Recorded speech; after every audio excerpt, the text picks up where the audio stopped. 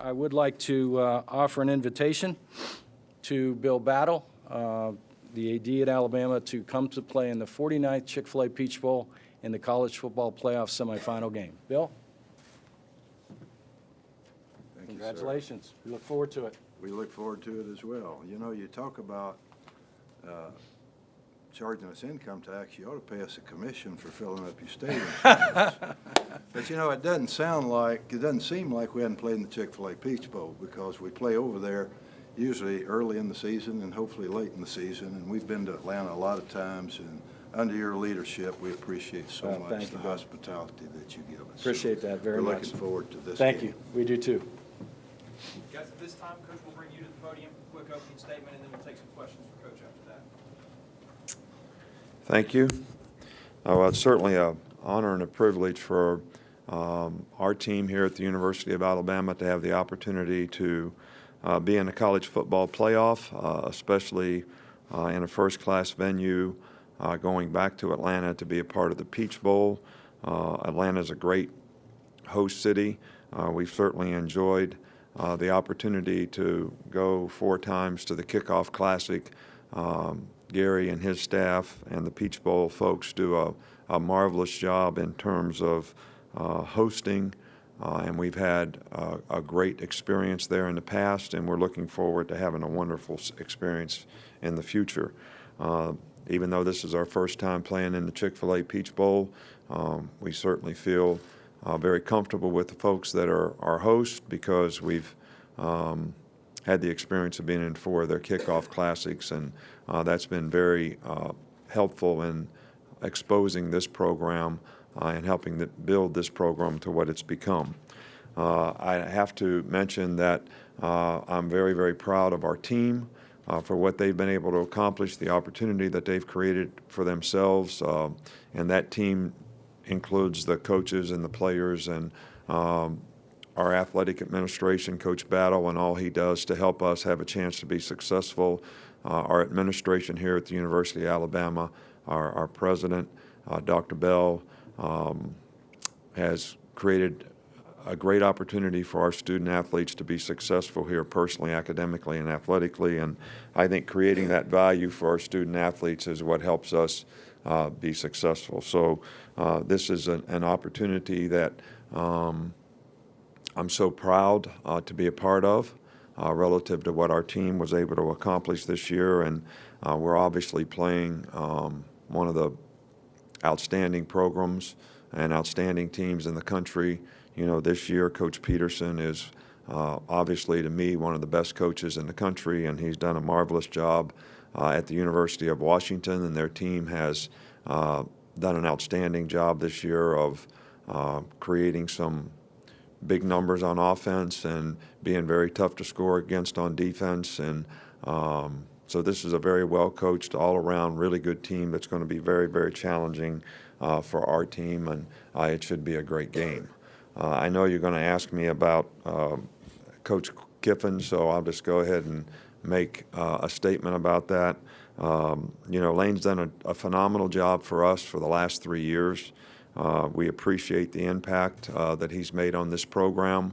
You know, we think that this is a wonderful opportunity for him to get to be a head coach again, and I think FAU has selected someone that is going to do a great job for them, and he's done a great job here molding our offensive players to what they could do to have the best chance to be successful, and I think that's always something that's very telling about the quality of a coach.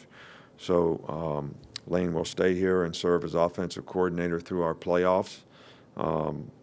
So we're pleased for him, but anything else that is said about this, I think, you know, Florida Atlantic University ought to have the opportunity to do that. They've made a great hire, and I think that should be up to them. Okay, we'll open it up to questions. Now raise your hand. We'll get you a microphone. Start with Michael right here. Do you have a timetable for replacing Lane? No. Questions on the Peach Bowl going forward, Washington? We'll start here with John. how valuable is this time for Jalen specifically, because he's not looking at a game plan for the next week? Is this a big time for him? Well, I think it's a big time for all the players on our team. We like to do a little quality control work during this time so that we can take each individual player and say, okay, we're going to have some practices that are, pretty much like camp practices when we get started on Friday, and these are things that we would like for you to focus on improving on. So it's not just Jalen. I know he gets noticed a lot because he gets the ball every play and distributes it to everyone each play, and there's certainly opportunity for him to do some things to improve. But I think that would be true for every player on our team at every position, and that's something that we're working on this week as a staff to try to do the best job of organizing so that when we do practice, we can impact and help our players improve. Back over here with Michael. Overall, in terms of the offenses you guys face and just college football in general, how much have offenses evolved in the past 5 years? Well, I think offenses have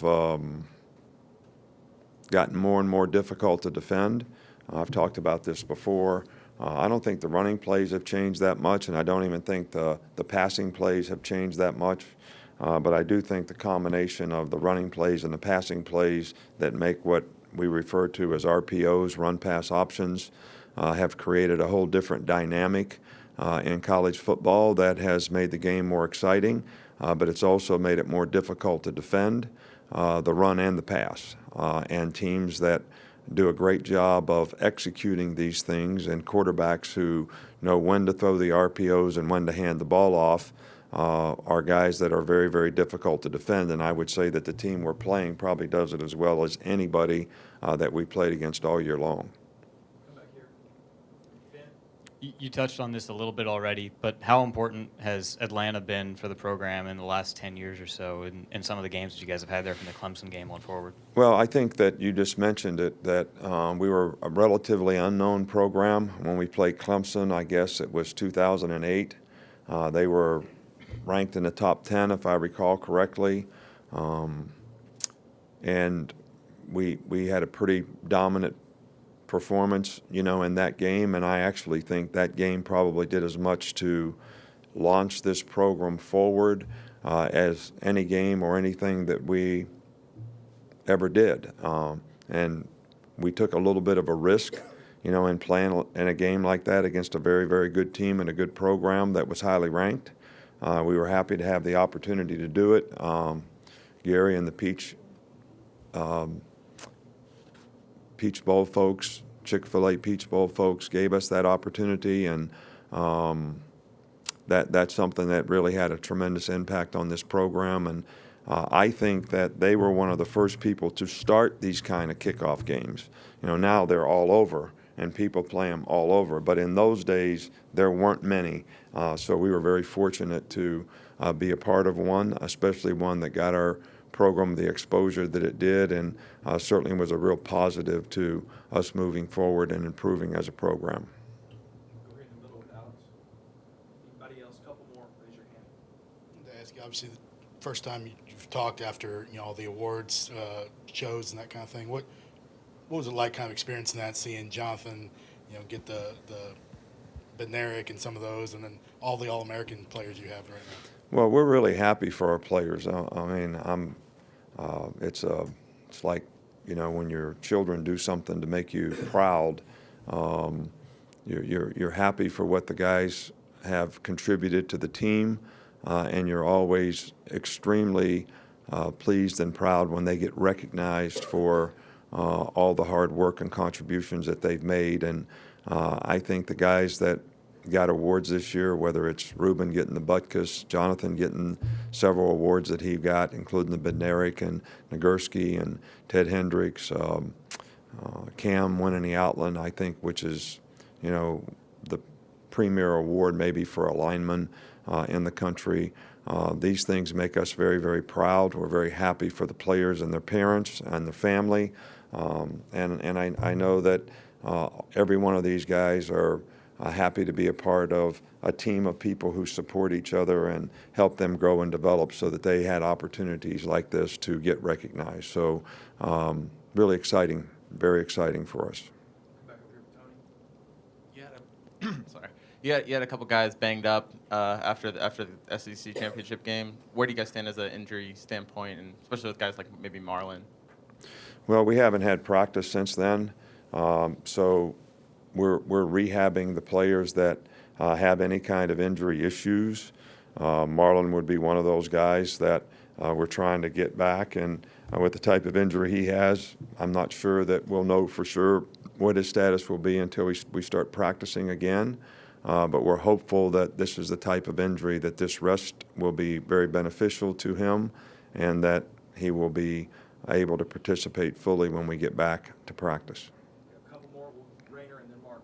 When you were with the Cleveland Browns, how did you come up with the pattern matching scheme? What was the genesis of that? And did you go through a trial basis, say in the preseason, to test it out before actually executing it? Look, I didn't invent this. A lot of people do it. I just learned from other people how to do it. So we did it prior to going to the Cleveland Browns to some degree. And I think the players there did a very good job of being able to do it. And we don't always do it. But it is something that I think is helpful. But there are also things that, look, I don't care how you cut the mustard when you play pass defense. There's 8 zones. There's 5 guys that you got to guard. You usually like to rush 4 guys and only 7 to play pass defense. So you're always a little bit kind of one short. And everything that you do on defense, whether it's play zone, play man-to-man, or play pattern match, are all things that have deficiencies. And I think the idea that you do them all and disguise them, and hopefully the quarterback doesn't know exactly which one you're doing, may be something that is beneficial to helping your players gain a little bit of an advantage. And I think that's probably a better way to explain it than thinking that pattern matching is the end all, because it really isn't. One more here with Mark, and then we'll turn it back over to Gary. Yeah. What have you learned personally from the last 2 years of going through the playoff? And also, do you think the leadership on this team is sort of built to sustain throughout this potential 2-game run? I can't really answer that question. I can only say that the leadership on this team has done a really, really good job. We playing these games one game at a time. We don't have any runs to play. Every team in the playoffs now may be 0-0. They're all very, very good teams. So you kind of been a winner-take-all kind of mentality in terms of how you got to play these games and how you need to approach these games. So we've had good leadership on the team. I would expect that we continue to have that, but that's sort of up to the players.